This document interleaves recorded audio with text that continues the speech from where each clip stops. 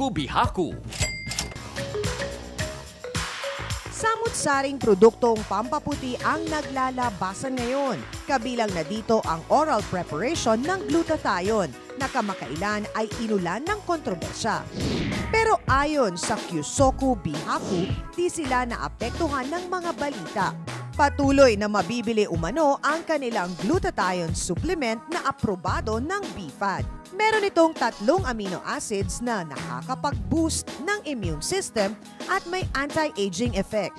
Actually, despite of the controversy, hindi namin ganong naramdaman yun kasi most of clients namin yun are converts from other products na sila mismo nakikita nila na yung effectiveness ng product namin.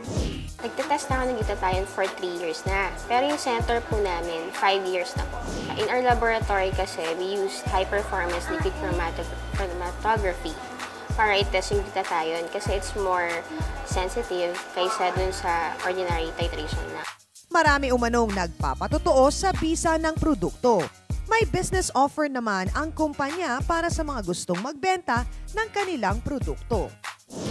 Kung gusto po natin magbenta sa mga lalo na yung mga estudyante, gusto nyo maging working student, pwede mo kayong magbenta through us sa hotline natin. Pwede kaya maglagon sa ilovetv.com. And then, saan mo kayong location na nandoon, halimbawa Visayas at Mindanao, may in-charge po doon na distributor po natin.